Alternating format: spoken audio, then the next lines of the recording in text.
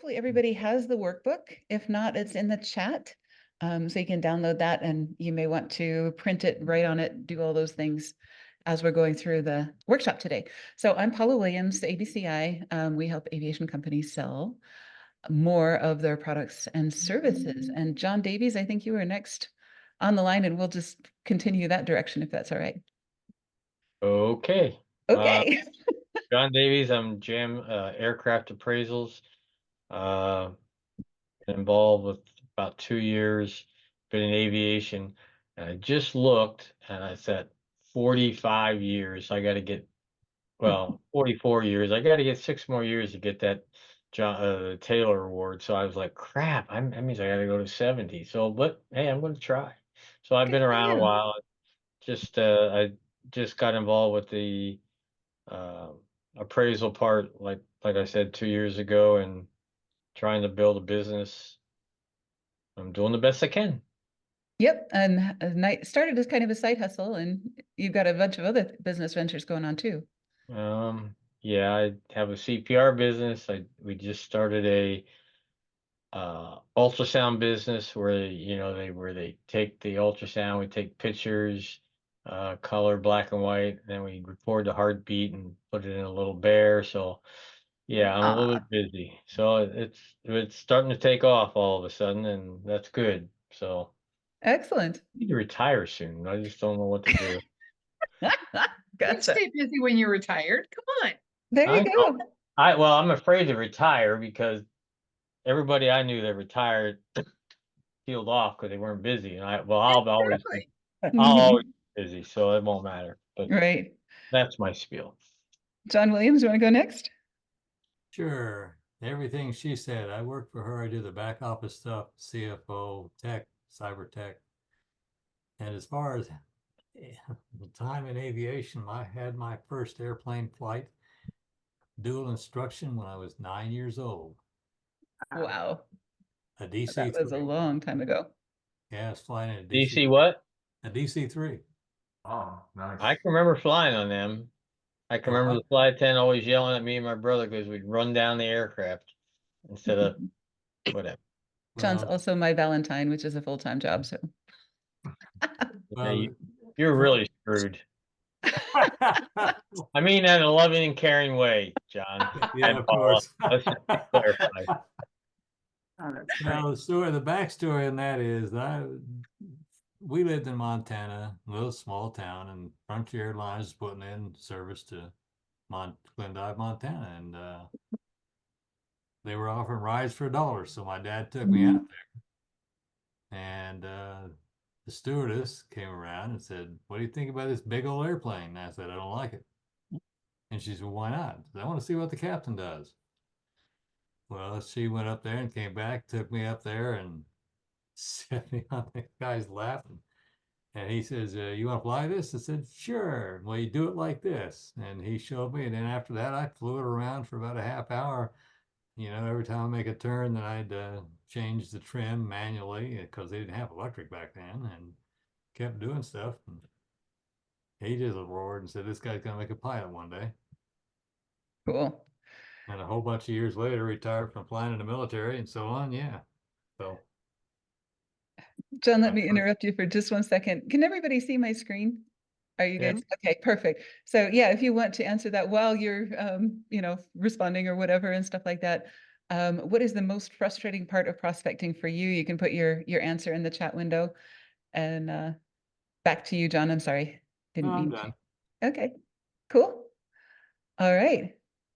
Dana, I think you were next. Yeah, Dana Knight, I'm product director for ETT Aviation. We're a software vendor for airlines. I personally handle the flight planning system and also our drone application.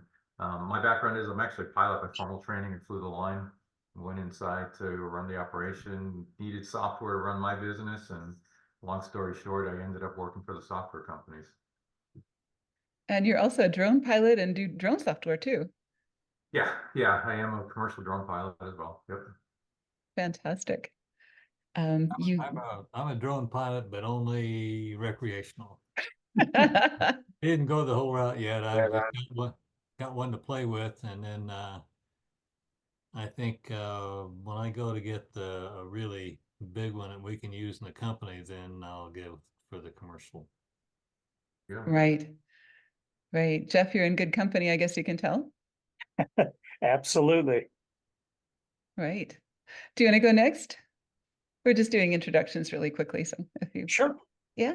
sure. I have myself here with Leilani, and I'm the president of Empire Unmanned over in Hayden, Idaho, of course. And my background, I had a long background in the military as well. Flew in the Navy as an air crew on P3s from 81 until 2005. Been involved with a lot of special projects world that I did in the Navy. And then once I retired and got into the drone industry many years ago, and done a lot of design work in drones for some military projects and commercial as well. And that's where we're at. And Lay, I'll let you do a quick introduction on. Yeah. So I actually am in the marketing side of everything that we do. And I've been in the media business for about 28 years. That kind of shows my age too. And mostly did radio, but have in the past 3 years have been involved in doing campaigns in magazines and in just different types of digital stuff as well. Fantastic. It's nice to meet another marketing person, and you've got a lot of experience in media that we don't typically use in aviation, or at least not for the business to business side. So that's amazing. We'll have to talk. Yes, I was actually thinking I have a flight school that I've been working with for a couple of years. Actually, we've known him since we started our drone business. And I was just walking through some of the things that you guys do, and I was watching your campaign, the list, offer, and presentation video. Mhm. And you make it seem so, this is black and white, and it is so black and white, and it's hard to explain to even a customer when you're talking to us, like, what is the most important thing? To bring it down, have your list, not be so over the board, because campaigns are really just about getting that one or two person to come in and start working with you. And then as you go, you just build on that. And I think a lot of times it's hard to get people to understand their customer isn't everybody. Right. We're not talking to everybody. You're not talking to everybody. You're just talking to a few, people that need you. And I love the offer and the presentation part of it too, because if you don't have a good offer, Jeff and I were just working on something this morning, and I said, what's our offer? And that was, as we got through it and really figured out what we were going to do, it made more sense to me. And so that's kind of that's where I'm at. Excellent. Well, I'm glad to hear it. And I'm really happy to be working with you guys. Yes, us too. So that's fun. Stella, it's good to see you. Hello. So I'm the copywriter for ABCI. So I do a lot of content creation, case studies, etc., stuff like that. That's my side job. I'm also a travel agent, so I do a lot of planning of vacations around the world, including my own. Yes. And you just did a couple of really cool ones too. I did. I went to Reykjavik for the Northern Lights, and I went to Copper Canyon, which is northern Mexico Grand Canyon, 4 times the size of the United States Grand Canyon. Took the train from Chihuahua to Los Mochis. Just not as well marketed as the United States Grand Canyon, right? Oh no, it's not near as much marketed, and I mean, there's a lot of tourist attraction to the area, but it is not well marketed. Right. Roger, I don't know if you would like to introduce yourself. It's good to see you. I think this is your first time in one of our events, so we'd love to hear from you, what you do and what you're up to. I wonder if you're talking to me. Oh, Hello. did I misspell your name? Or mispronounce your name? No, it's all fine. Hello, everybody. Hi, Paula. My name is Roger. Roger. I work for Jet. It's all good. I'm Dutch. I have a French name. Okay, my mistake. No, not a mistake at all. Thanks for having me. And yes, it is my first time. So thank you. Looking forward to meeting everybody and learning from you and from everybody here. I currently work as a charter broker for Jet Aviation, which is a nice boutique little brokerage out of Orlando. I've been doing that for about 3 months and getting my bearings going and whatnot. But I spent the bulk of my career in corporate event marketing for the likes of Cessna Citation, for Embraer Executive Jets. I spent some time with Satcom Direct, which was nose to tail connectivity. So I've been around airplanes. Many years ago, I became a private pilot. My son actually just got his instrument rating, so it's in our blood. I'm kind of transitioning from the corporate world and kind of becoming a little bit more independent and using the aviation knowledge and knowledge of airplanes that I have into a charter career that I can do really for the rest of my life. So I'm trying to build a good solid customer base and earn a living. And once I'm done working many years from now, I can continue to serve the clients I have and take some referral business without doing that prospecting which of course is why I'm here. Of course, Thanks for having me. I'm glad to hear. CJ, is there a CJ? And am I pronouncing that anywhere close to correct? Now I'm afraid. Yeah, I'm Carly. It's just CJ is my initials. I'm the charter manager of North Central Aviation, and we're looking at getting our foot in the door at better marketing skills and advertising and trying to draw in new clients. Excellent. Great. Well, I'm glad you guys are here.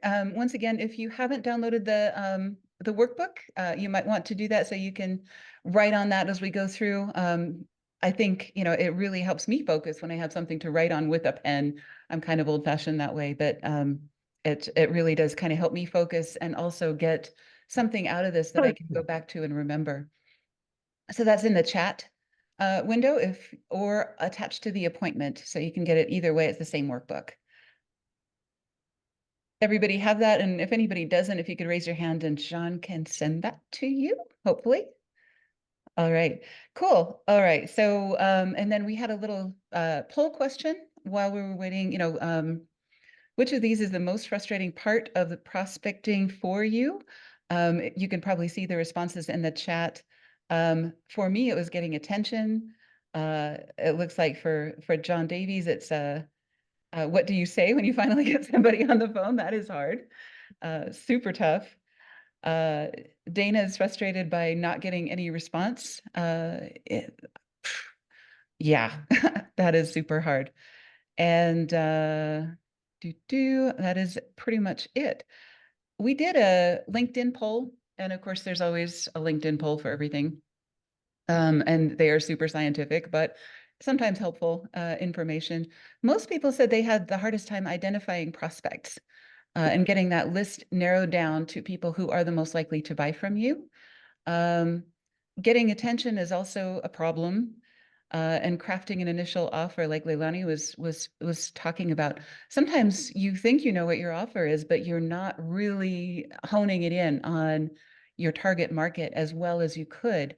And sometimes that's where things fall apart. So we're going to talk about all of those things today, but we're going to spend most of the time on the things that you guys want to talk about. And so, feel free to jump in anytime.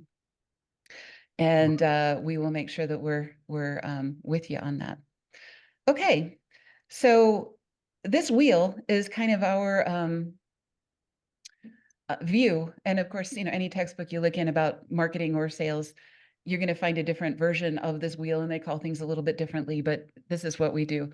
You start with prospecting, you make an approach, you have a holding pattern while they are in consideration, or while they're getting the rest of their people on board, or while they're waiting for their budget to renew, or whatever.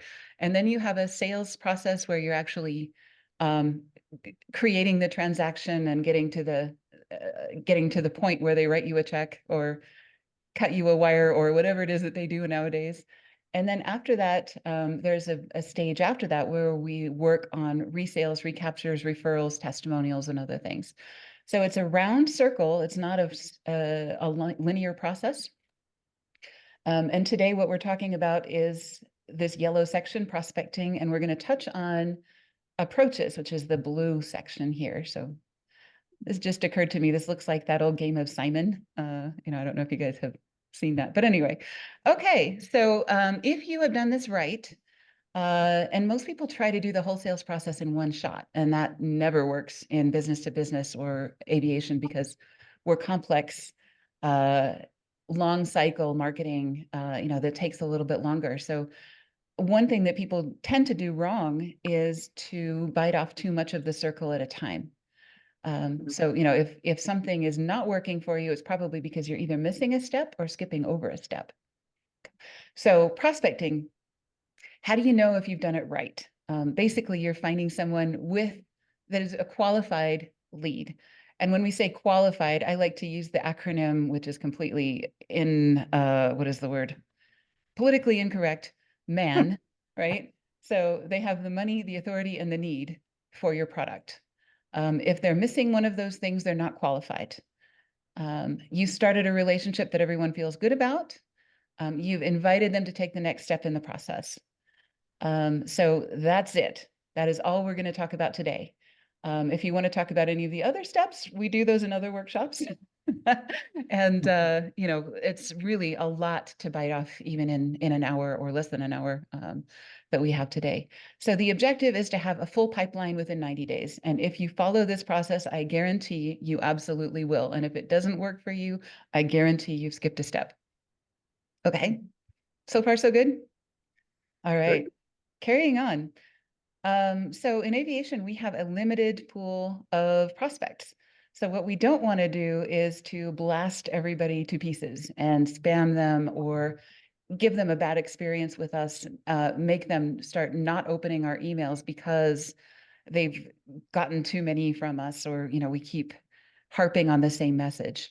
So what we don't want is to overwhelm our customer with cookie cutter messages or with AI or with anything else that is not customized to them or not appropriate or whatever. And that just gives them a bad experience and gives us a bad experience too.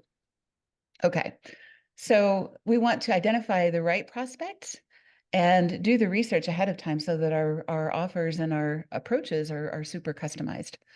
So who do you want as a customer? We actually teach this workshop every year, and I learn new things every time we do this.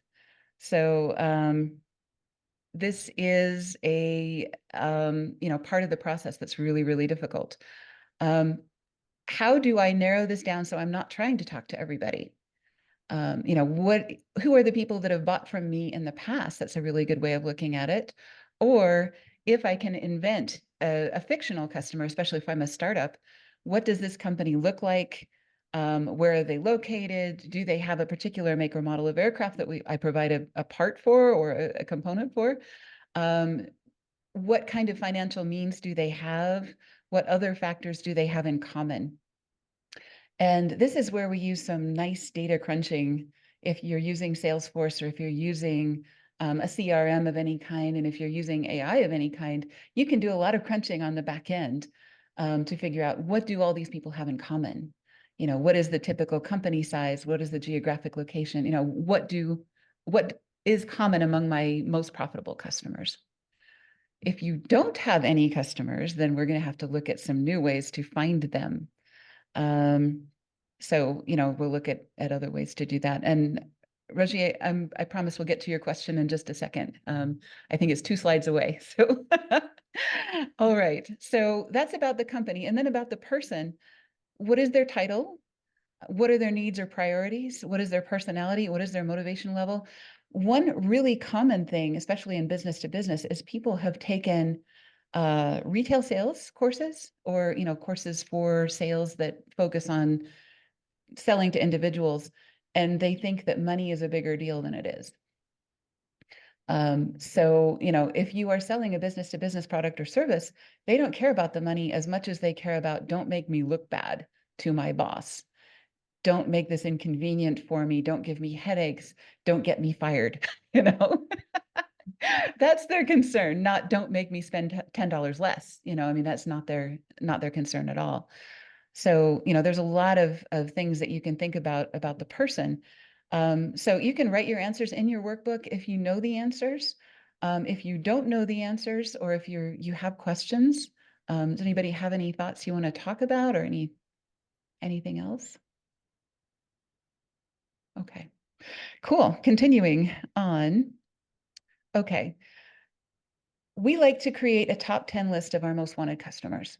And the reason we chose the number 10, number one, it's a nice round number, but it's also small enough to make this a two-way communication. So if you're approaching 10 people at a time, you can keep track of the replies. You can keep track of 10 conversations on LinkedIn or on email or on chat or whatever it is that you use for prospecting.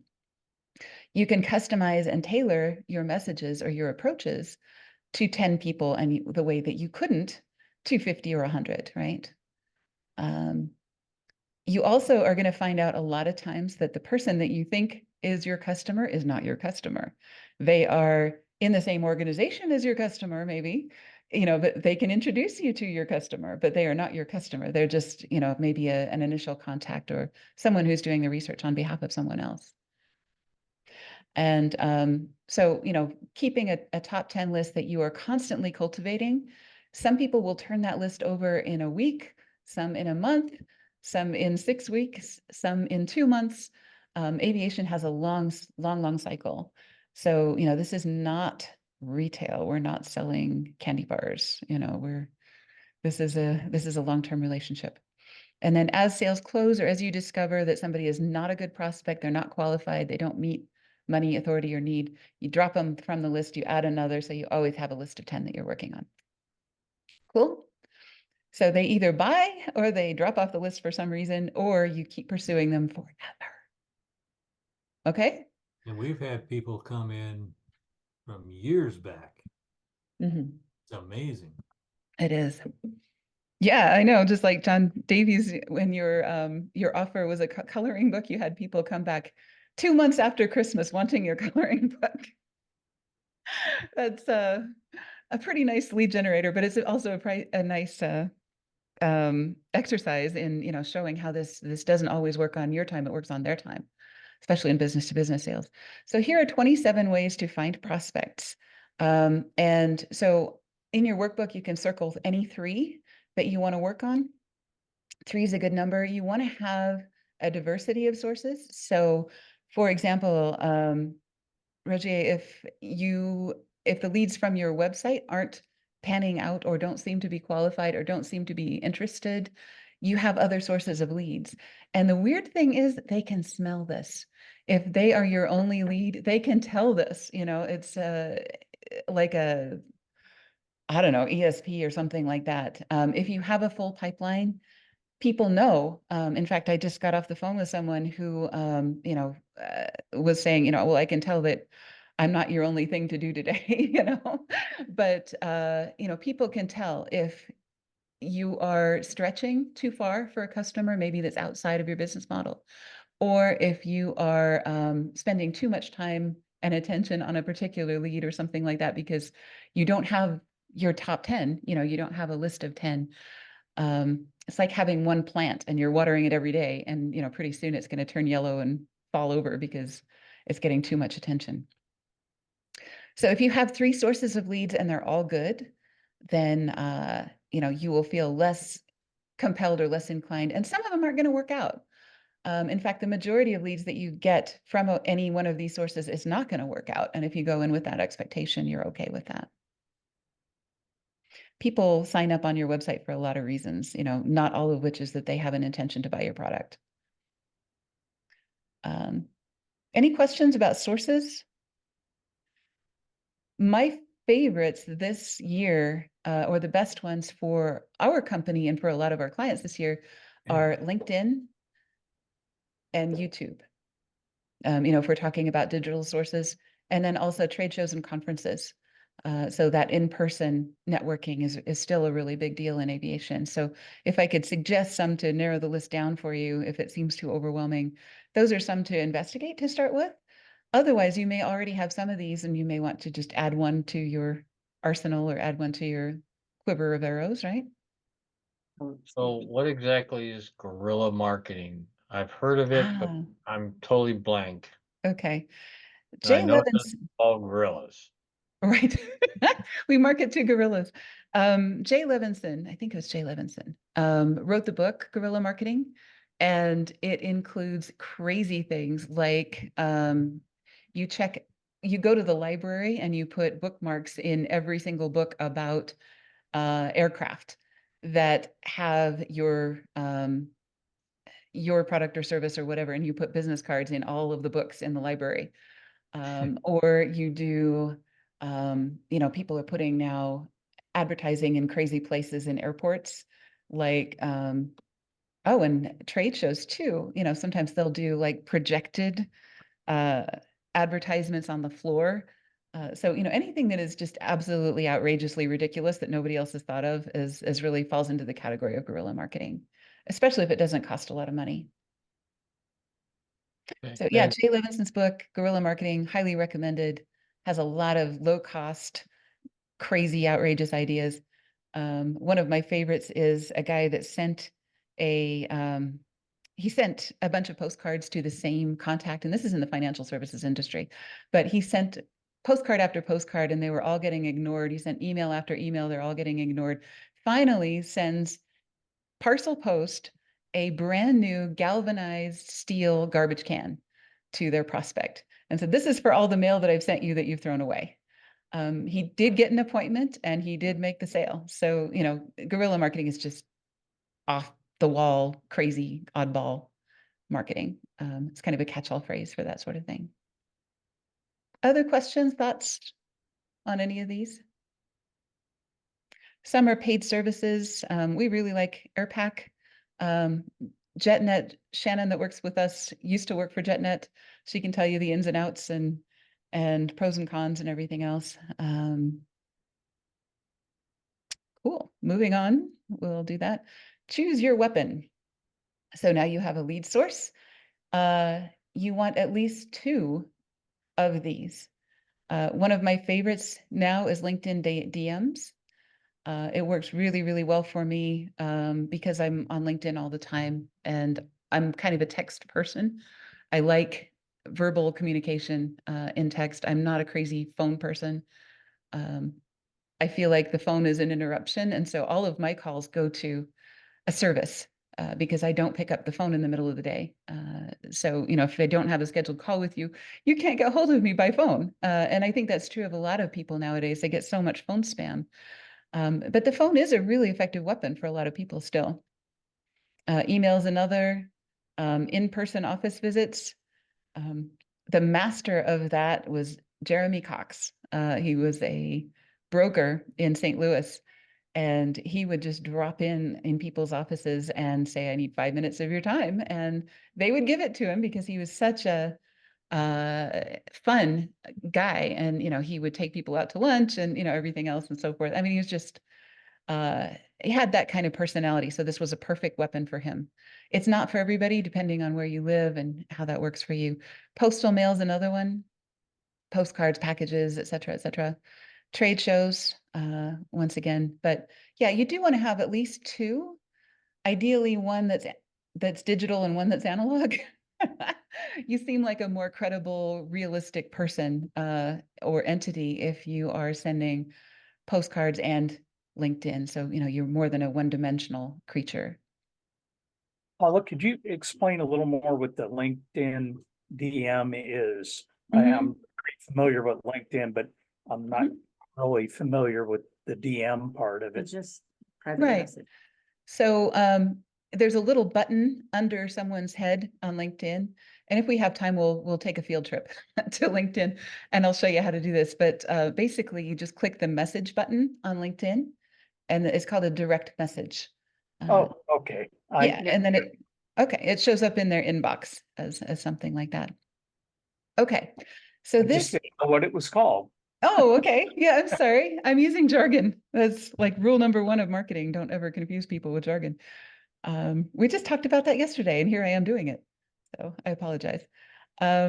Okay, so your first approach will be ignored. You just assume that if you get something that falls out of the tree at you, that's amazing, but it's very seldom to happen. So typically what we do is this 8-step process. You acquire a lead or prospect and decide, this seems to be a person that goes on my top 10 list.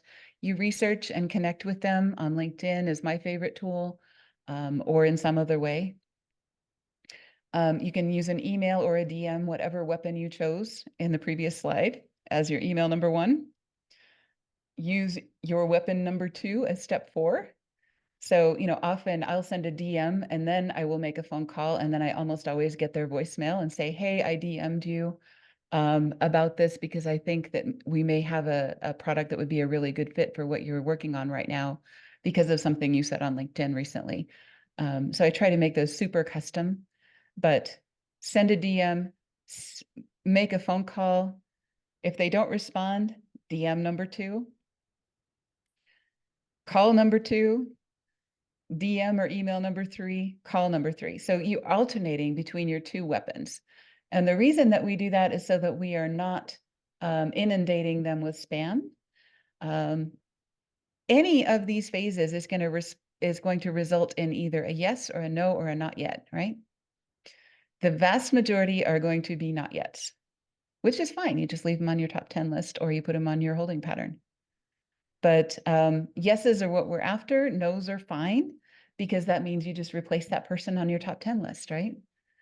So any of these is a successful answer. And if you go into these with this attitude that I'm going to make 20 calls this week, or I'm going to contact everybody on my top 10 list, and any answer is fine, a yes or a no or a not yet, as long as I'm getting a response. Let's talk about something else for a second.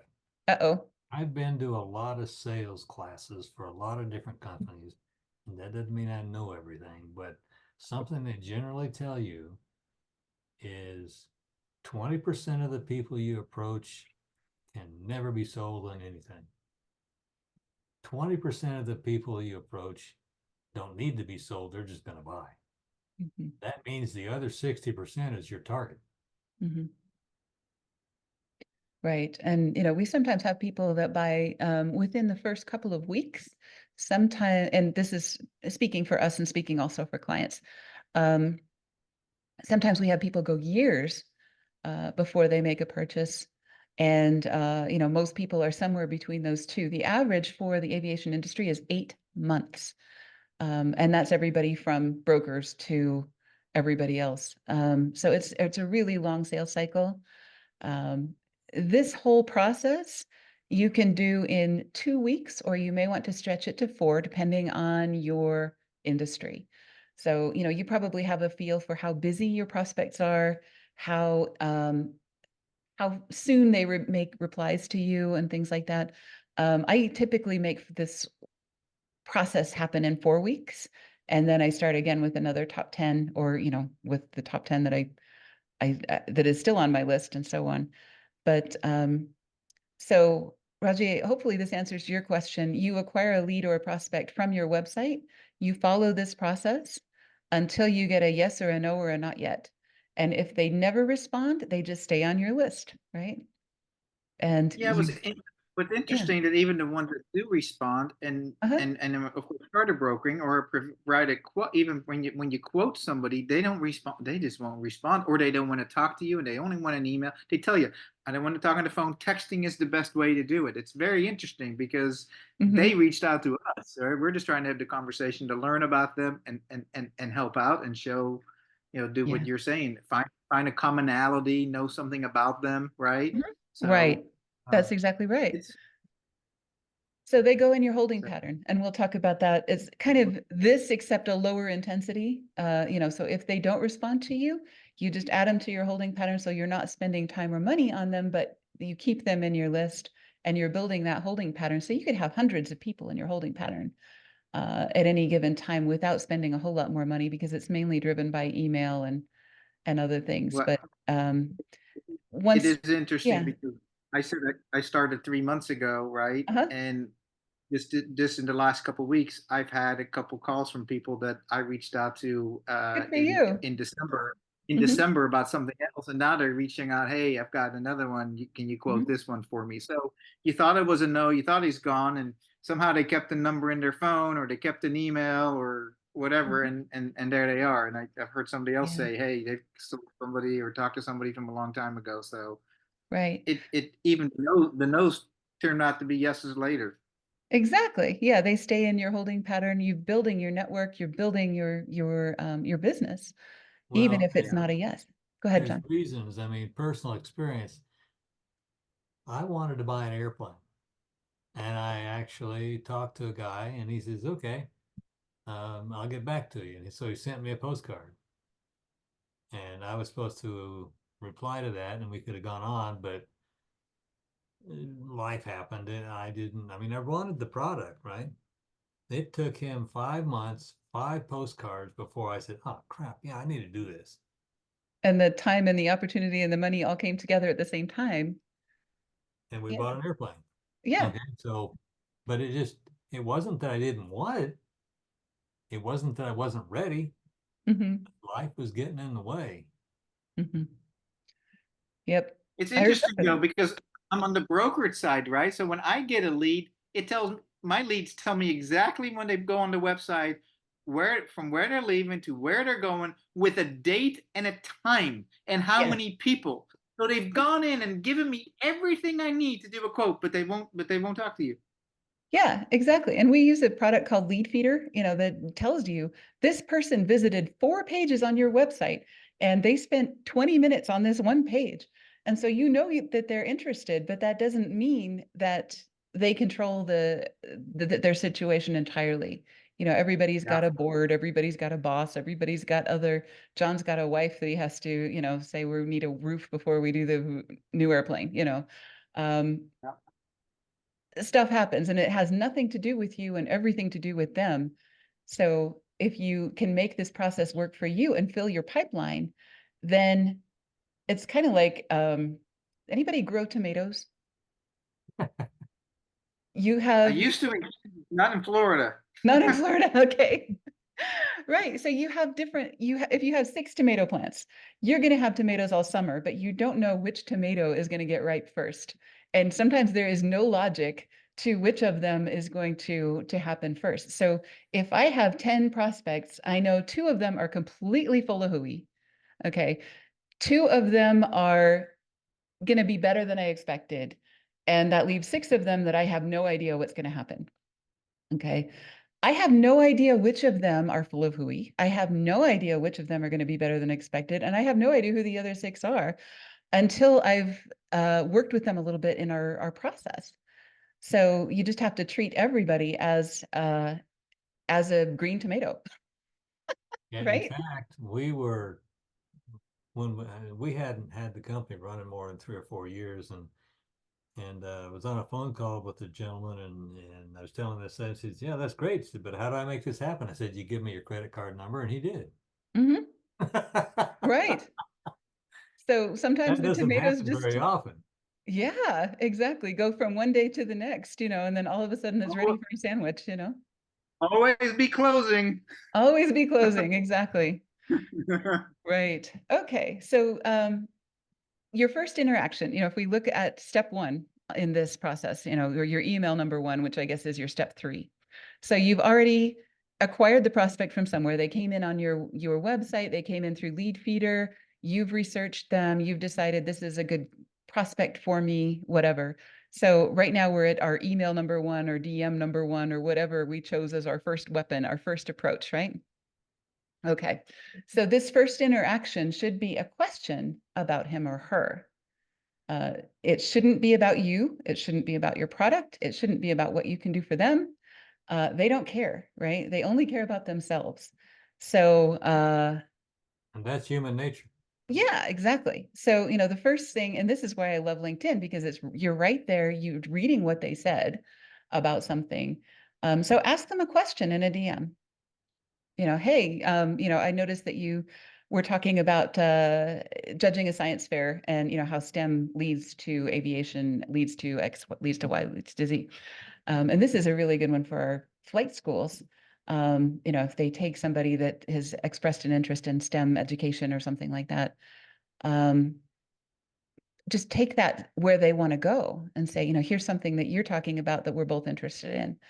Once they respond to that, you can start the conversation more easily, right? And so, you know, here's a couple of prompts. If you use ChatGPT, I can type in John Williams's LinkedIn profile and say, you know, research John Williams and tell me 10 ways to open a conversation with him. And it will suggest some things, you know, and some of them are going to be stupid. Some of them are going to be not so bad, you know, but it saves me a lot of time. And I probably shouldn't be telling you that I do this, but, you know, sometimes that works really, really well. All right. Questions about your first conversation? It wasn't Dana. It was somebody else that was the first. John Davies. Yeah, what do you say when you finally get somebody on the phone? I would start with a question. So if you've researched that person, you already have maybe 2 or 3 questions that you could ask that person to get the conversation started. And then they will usually come back with, I see that you're in aviation marketing, or I see that you work in the charter business. Can you tell me what it would take to get from here to there? Or, you know, if I'm planning a trip for this, or if I need an appraisal on a X, Y, or Z because I'm getting a divorce and it's frighteningly awful, or whatever it is that they're doing, they'll bring up what they want and come back to you. Okay. All right. And then, you know, once you've gone back and forth a few times, you're going to want to make an offer. And this is an art, right? Deciding when to make an offer. Often they will ask you, you know, what can you do for me? The first offer that you make is not going to be buy a Gulfstream 280. You know, that's too big of an offer. That is too big of a next step in the process. You haven't built trust with them. You haven't had any kind of relationship with this person. So you want to think about something that you can offer that is low cost, low risk, you know, works well on both sides. So that could be like a customized report about, you know, something that you could do for them with maybe a LiDAR report or something. Here are some of the ways that we're using LiDAR for agriculture. Maybe some of these would be good for you, and, you know, here's a checklist kind of a thing, or a consultation. You know, let's talk about what you need, etc. Maybe like a detailed trip quote or a proposal, something along those lines. And yours have to be better than what anybody else is doing in your market. So if everybody's doing like a little calculator on their website, you have to do something a little bit more in depth than what your competitors are doing, so that they choose you, even if it costs more. And better does not mean cheaper. Right, exactly. A demo customized with their use case. So, you know, if they have a particular problem that they're trying to solve, if you can set up your software in a way that you can do a demo for them of this is how we would go about solving that problem. Or a cup of coffee, you know, I mean, actually, literally go see them, buy them a cup of coffee. Sound good? Other ideas? Things that have worked for you guys? Things that have not worked for you guys? I actually have a suggestion, and I'm not sure, Roger Excellent. or Stella. Okay. I was just on Roger, sorry. I do have French in me as well, but I'm not French. Roger and Stella. So Roger, I was looking at your LinkedIn and I see that one of the things that you do is prop plane travel, which I love because we're all about the Kodiak up here in northern Idaho. Yeah. Mm. And so, Stella, you being a travel vacation planner, this guy needs to be your next best friend, because I want to go some places with you too. Awesome. Dig I you like it. guys.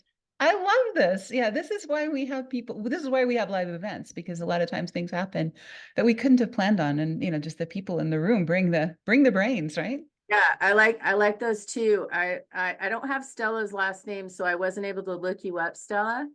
But Bolden. And I'm on LinkedIn. spell it for me, love.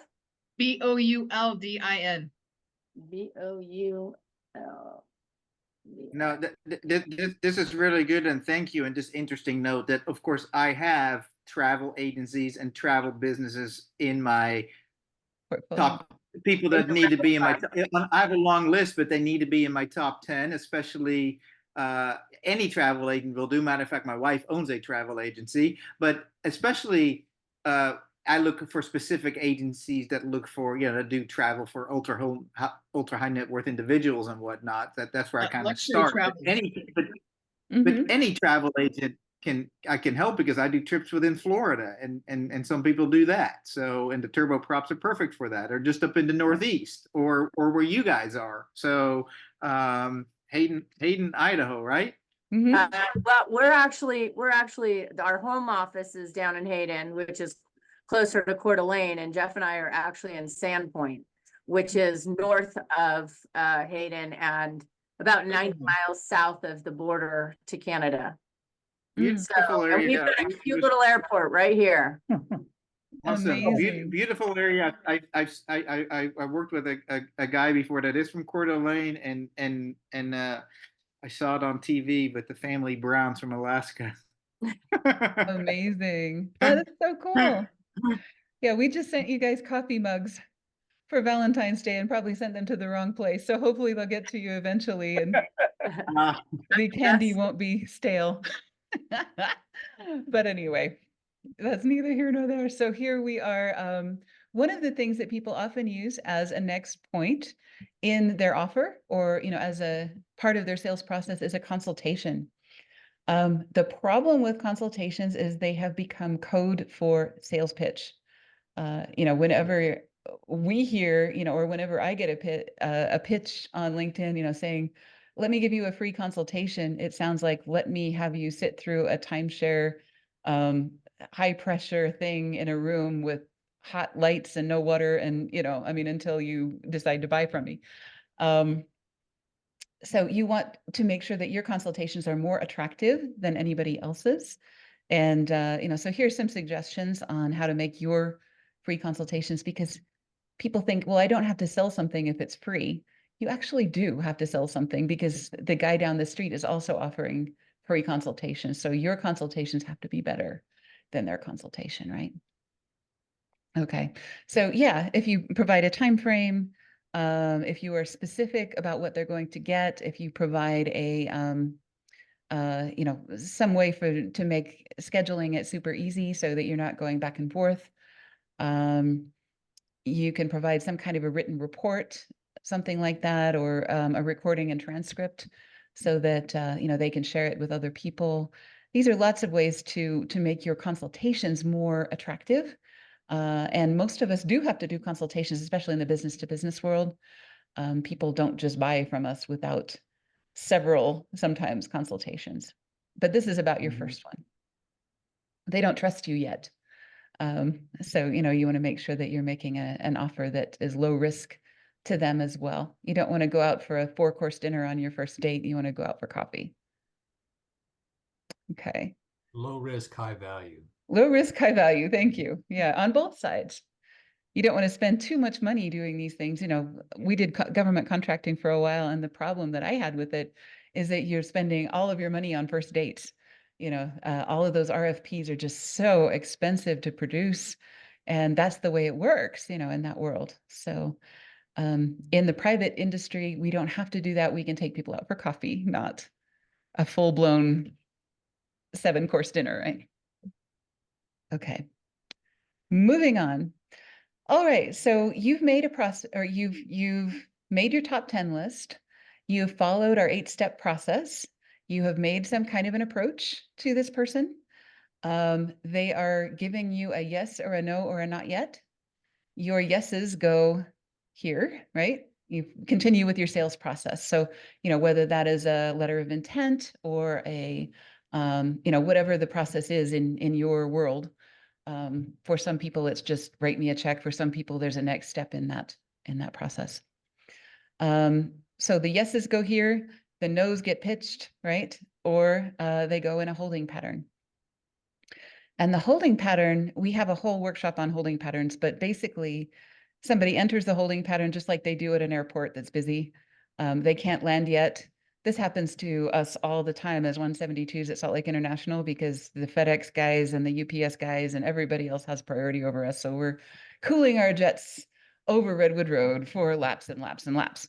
So what this includes is things like you could send them a book, you can connect with them on social media, you can interact with them regularly on social media because you've got a list of people that you're keeping track of.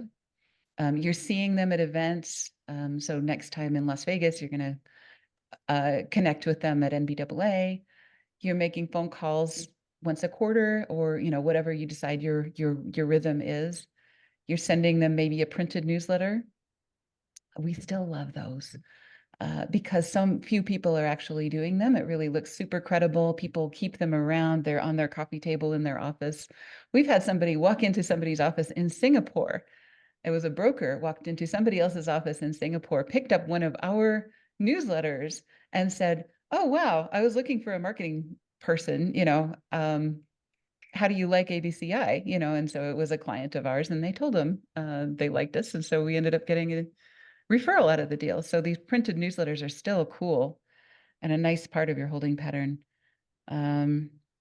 Emails. You can send emails to 10 people or 100 people or 500 people without spending a whole lot more additional money.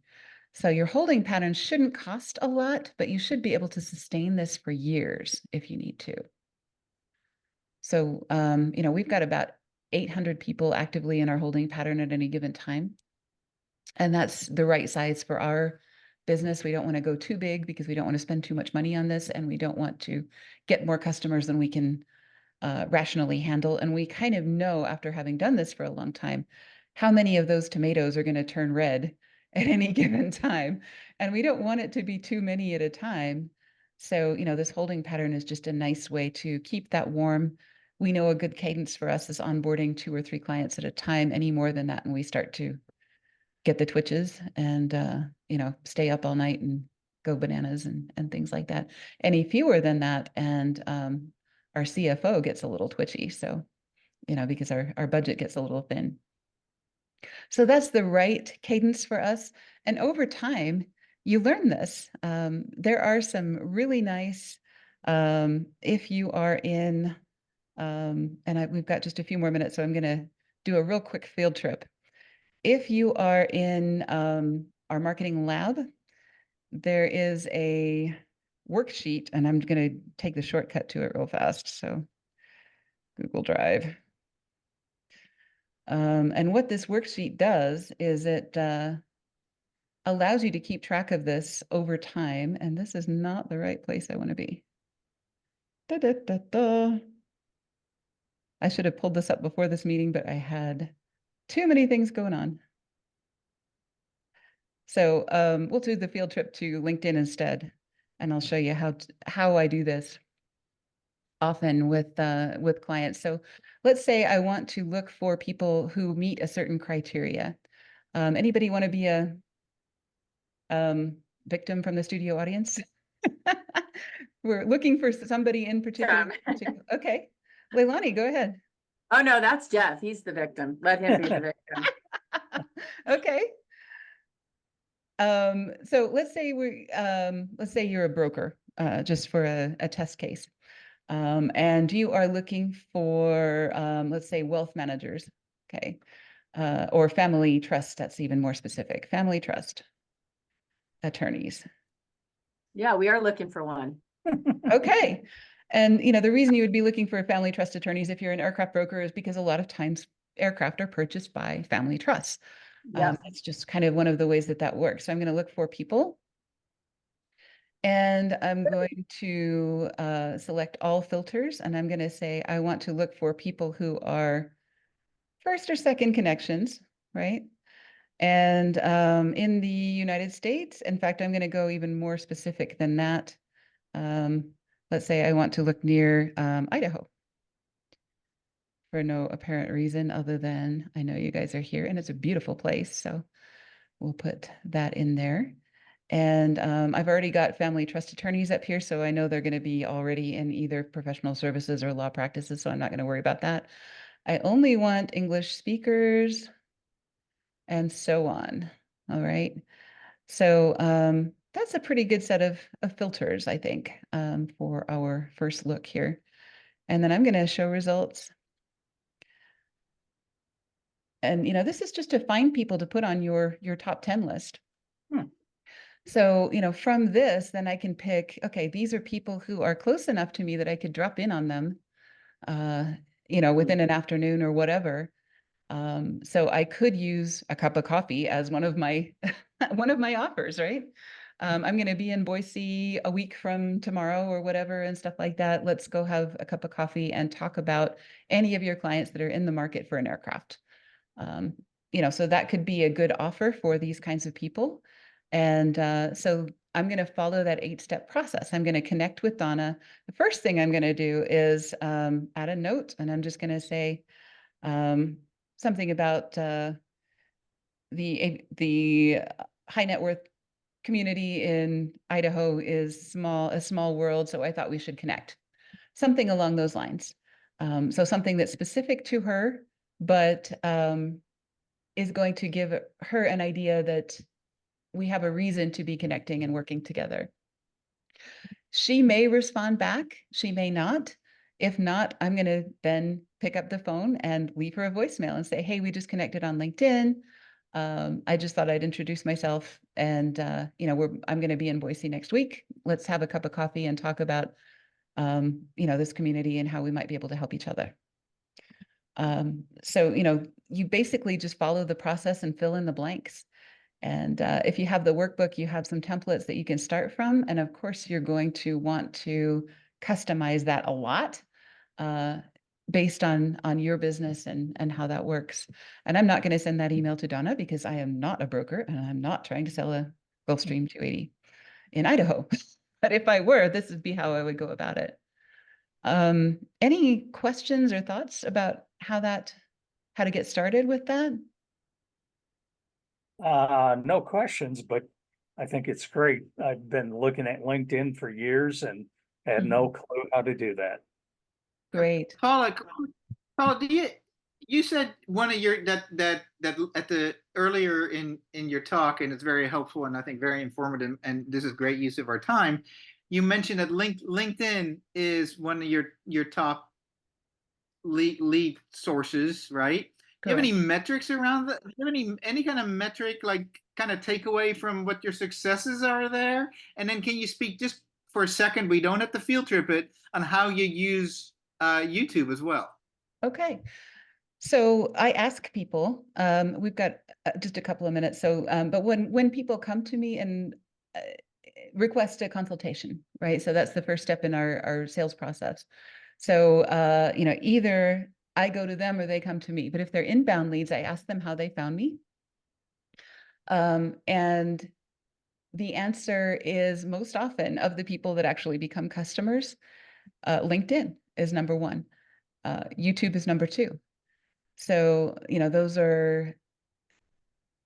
we do a podcast. So, you know, YouTube is a little bit skewed in that sense. So, you know, a lot of people will say, I found you via your podcast, you know, which usually means they found us via YouTube or some other means of the podcast. So there's a little bit of a wrinkle in it for us. But, you know, that's where we get a lot of our content, or that's how a lot of our content comes out for LinkedIn and for YouTube. The third one is trade shows. So, you know, people who refer people or people who met us at a trade show or something along those lines. So the metrics, we keep a spreadsheet. And if you're in our marketing lab, you have access to the full prospecting workshop. One of the things in that is a Google sheet that I wasn't able to access in time, and it would take too long anyway.